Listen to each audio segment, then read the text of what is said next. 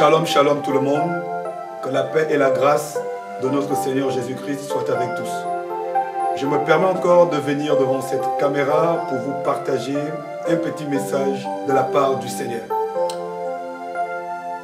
Nous allons prendre nos Bibles, pour ceux qui ont leur Bible, dans le livre Actes des Apôtres, au chapitre 19, à partir du verset 1. Pendant qu'Apollos était à Corinthe, Paul, après avoir parcouru les hautes provinces de l'Asie, arriva à Éphèse. Ayant rencontré quelques disciples, il leur dit: avez-vous reçu le Saint-Esprit quand vous avez cru? Ils lui répondirent: nous n'avons même pas entendu dire qu'il y ait un Saint-Esprit. Il dit: de quel baptême avez-vous donc été baptisés? Et ils répondirent: du baptême de Jean.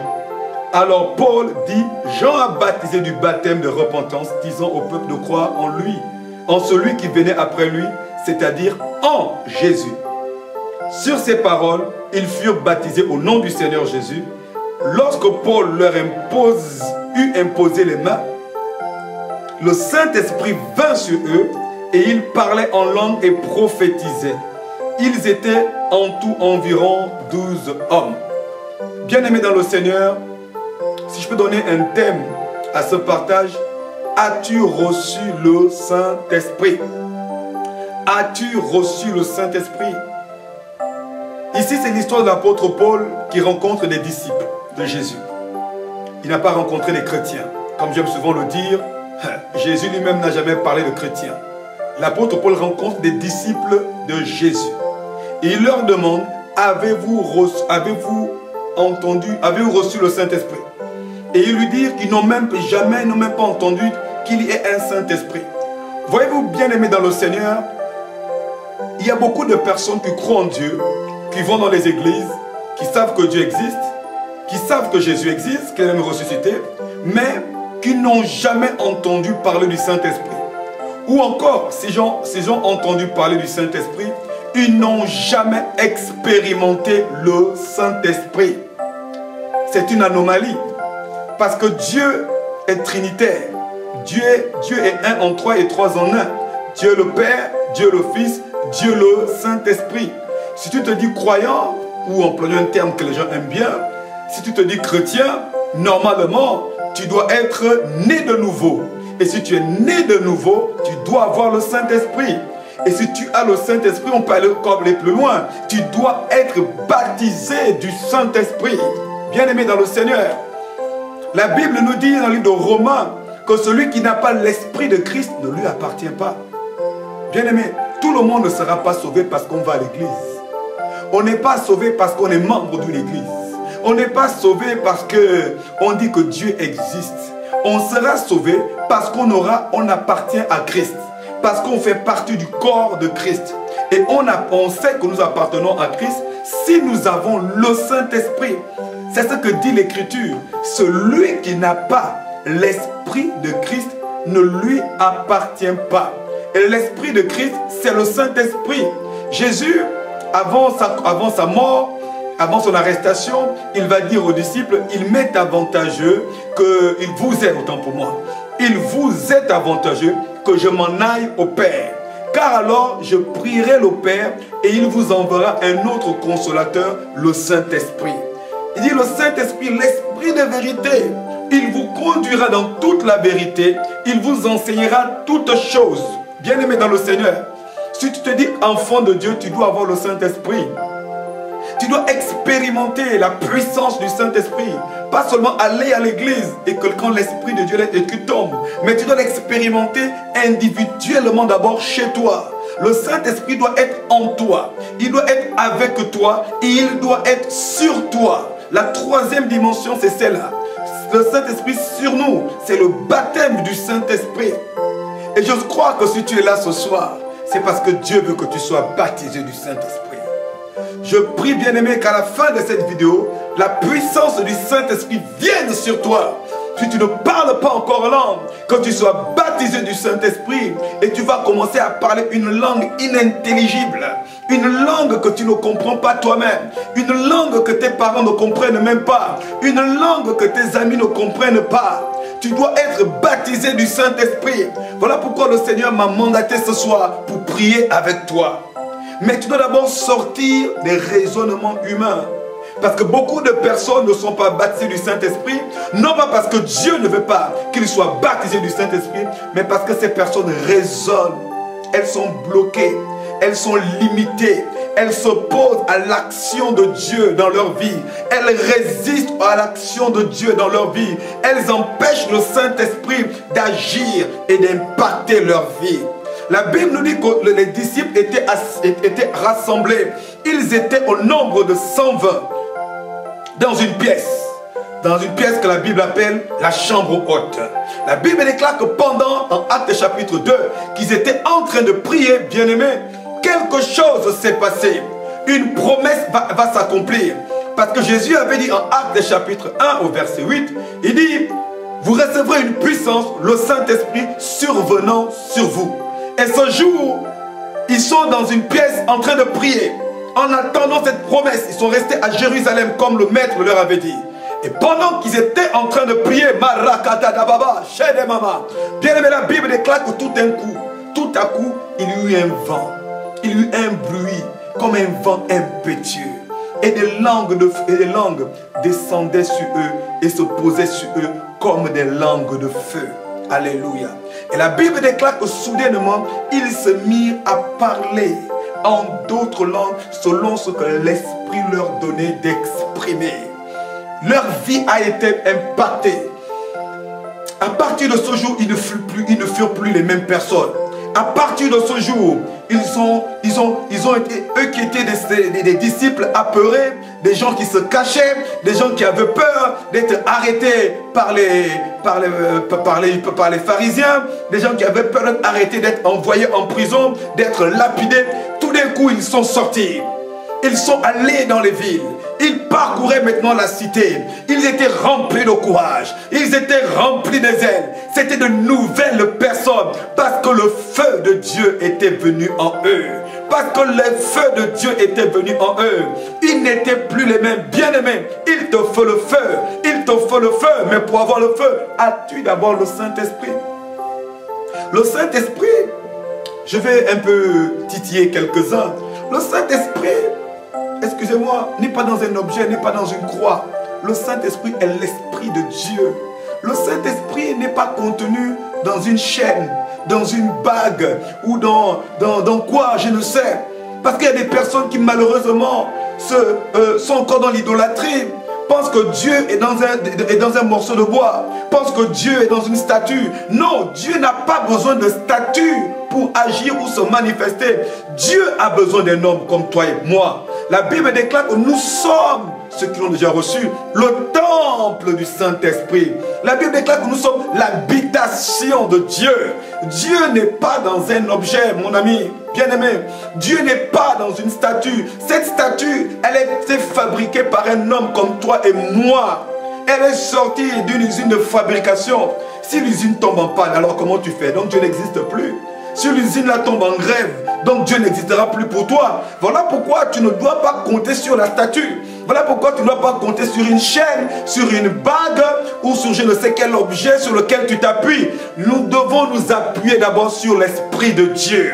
La Bible déclare le Saint-Esprit survenant sur vous. Vous recevrez une puissance. Vous recevrez une puissance, bien-aimé dans le Seigneur.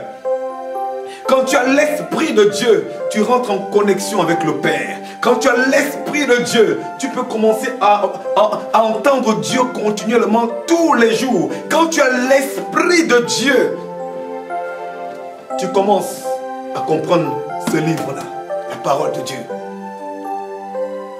Parce que c'est le Saint-Esprit qui nous enseigne en réalité. Beaucoup de personnes ont du mal à comprendre la Bible. Pourquoi? Parce que vous n'avez pas le Saint-Esprit. La Bible déclare que l'homme charnel ne comprend pas les choses spirituelles. Car c'est spirituellement qu'on en juge. Parfois vous avez du mal. Vous prenez la Bible, vous l'ouvrez, alors vous commencez à lire et du coup ça devient compliqué, vous ne comprenez rien. C'est normal. On ne comprend pas la Bible avec l'intelligence humaine. Il est vrai, il y a certains passages qui sont simples que vous pourrez comprendre. Mais il y a d'autres passages, il faut le Saint-Esprit. Et même parfois, certains passages qui sont simples, Parfois, il y a des personnes qui ont du mal parce que leur intelligence est liée par d'autres choses. Mais quand vous avez le Saint-Esprit, vous allez comprendre, certaines choses vont devenir évidentes, vont être plus simples pour vous. Vous allez ressentir la paix de Dieu. Le Saint-Esprit, c'est l'Esprit qui donne la paix. Alléluia. Vous devez comprendre que tous les miracles qu'on lit dans la Bible, que Jésus a fait, tous les miracles que le Seigneur a opérés, il les a opérés avec le Saint-Esprit. Et Jésus, étant mort à la croix, étant monté au ciel, il est assis à la droite du Père. L'œuvre qu'il a commencée, c'est toi et moi qui devons la continuer maintenant sur la terre. Mais cette œuvre-là, mon ami, ce n'est pas avec des beaux discours, ce n'est pas avec de beaux vêtements, ce n'est pas avec ce n'est pas avec un langage habilement conçu de la sagesse intellectuelle du monde. Non, cela ne marche pas. Cette œuvre de Christ que nous devons accomplir, toi et moi, cette œuvre de Christ, c'est avec l'Esprit de Christ, c'est avec le Holy Ghost, c'est avec le Saint-Esprit. Bien-aimé, cherche l'Esprit de Dieu. Sors de la religiosité. Sors de la religion. Cherche l'Esprit de Dieu. Cherche l'Esprit de Dieu. Quand le Seigneur reviendra, peut-être que tu ne le sais pas, ceux qui seront enlevés, ce sont ceux, premièrement, qui auront la marque de l'Esprit de Dieu. Ceux qui auront l'Esprit de sont eux, ceux-là, qui appartiennent à Christ. Ce n'est pas d'abord ceux qui vont à l'église. Ce sont ceux-là qui ont l'Esprit de Christ. Bon, peut-être que tu crois que je suis en train d'affabuler, que je suis en train de te raconter des choses que j'invente moi-même. Je prends Romains chapitre 9, 8 autant pour moi. On va le lire ensemble. Pour vous, Romains 8, si tu as une Bible, avec toi, pendant que tu me suis, ouvre-la dans le livre de Romains, au chapitre 8, au verset 9. Il est écrit ceci. Pour vous, vous ne vivez pas selon la chair, mais selon l'Esprit. Selon l'Esprit, dit la parole de Dieu. Et si du moins, écoutez bien, l'Esprit de Dieu habite en vous. Si l'Esprit de Dieu est en toi, inside, il faut que l'Esprit de Dieu soit d'abord en toi. Alléluia. Ce n'est pas une affaire d'abord d'aller à l'église le dimanche. Ce n'est pas une affaire d'abord de dire je crois en Dieu. Ça ne suffit pas. Amen. Il faut d'abord que l'Esprit de Dieu habite. L'Esprit de Dieu habite en toi.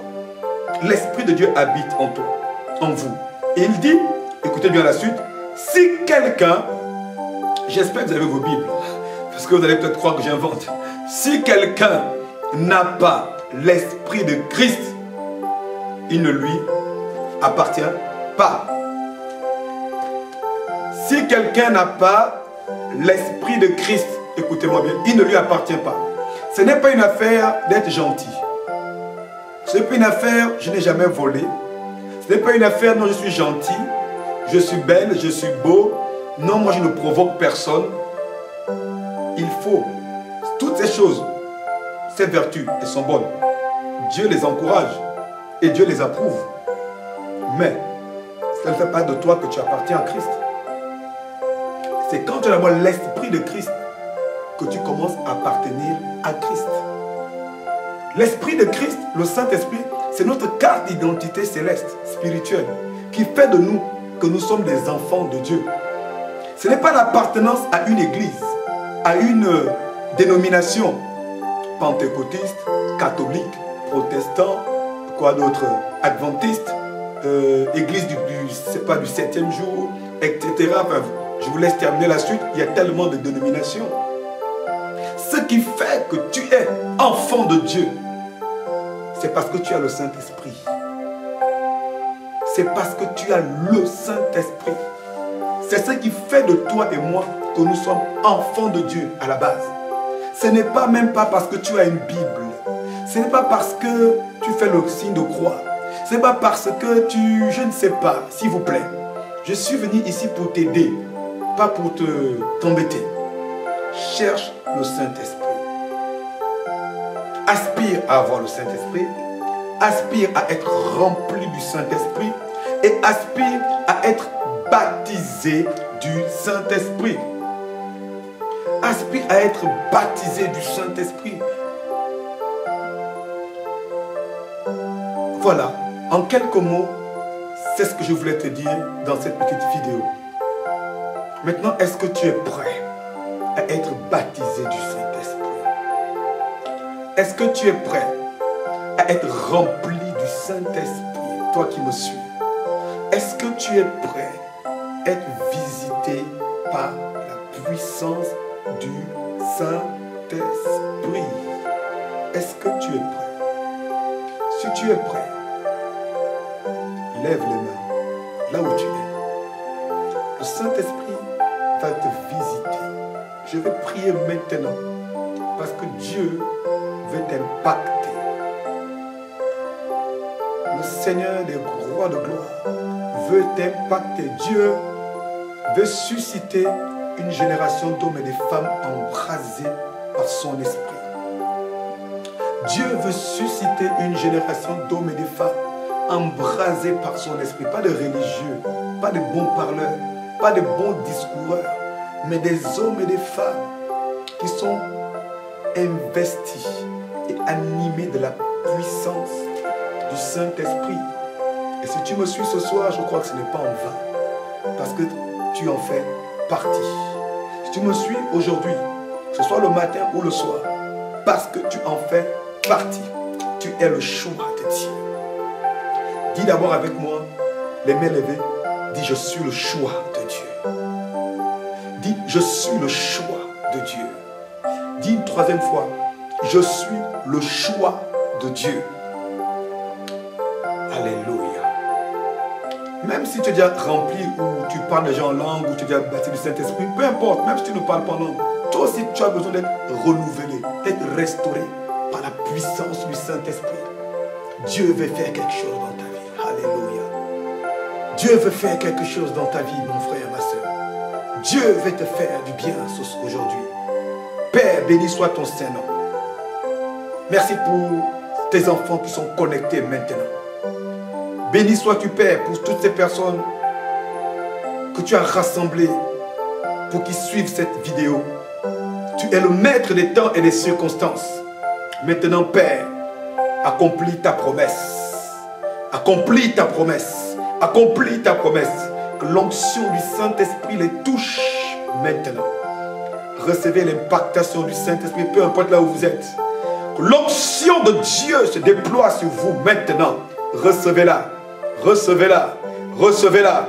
Il y a des personnes qui vont commencer à sentir la chaleur, le feu de Dieu en train de descendre du haut de votre tête, à partir de votre tête, tout votre corps. Il y a une puissance qui vous visite maintenant. C'est la puissance du Saint-Esprit. Vous sentez comme une électricité.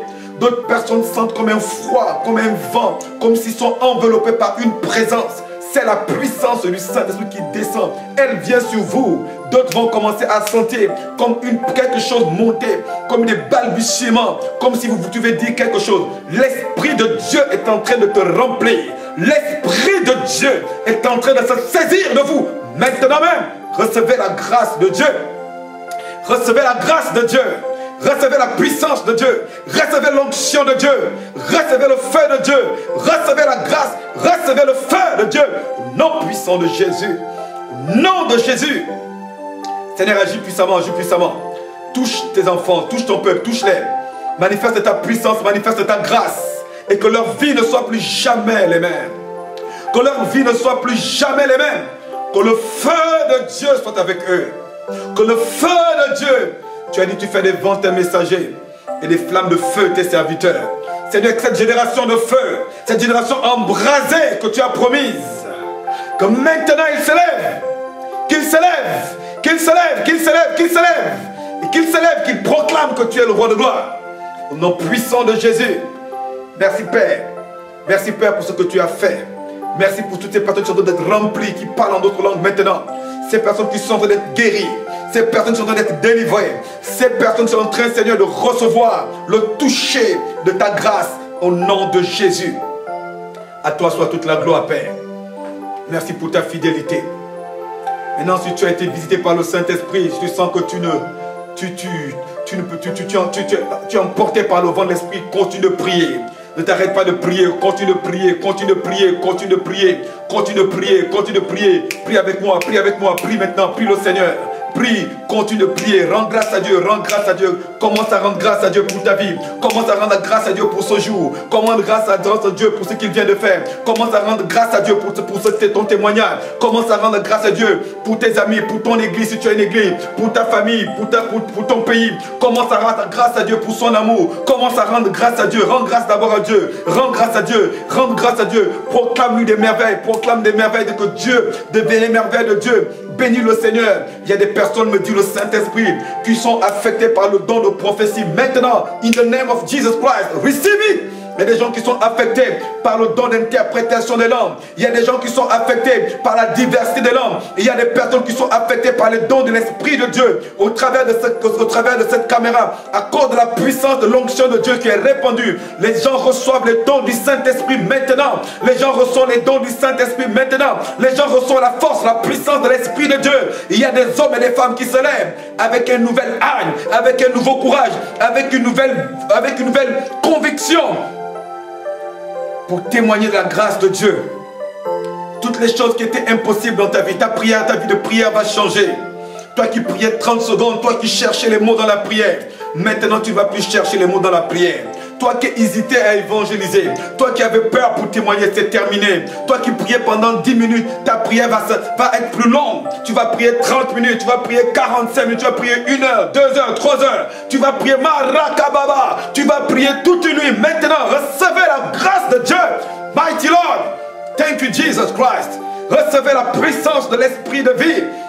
Seigneur, tu redonnes la vie à tous ceux qui étaient morts. Tu redonnes la force à tous ceux qui étaient affaiblis. Tu redonnes la vie à tous ceux qui étaient, Seigneur, dans l'endormissement spirituel. Tous ceux qui somnolaient, qu'ils reprennent force, qu'ils reprennent vie par la puissance du Saint-Esprit. Au nom de Jésus.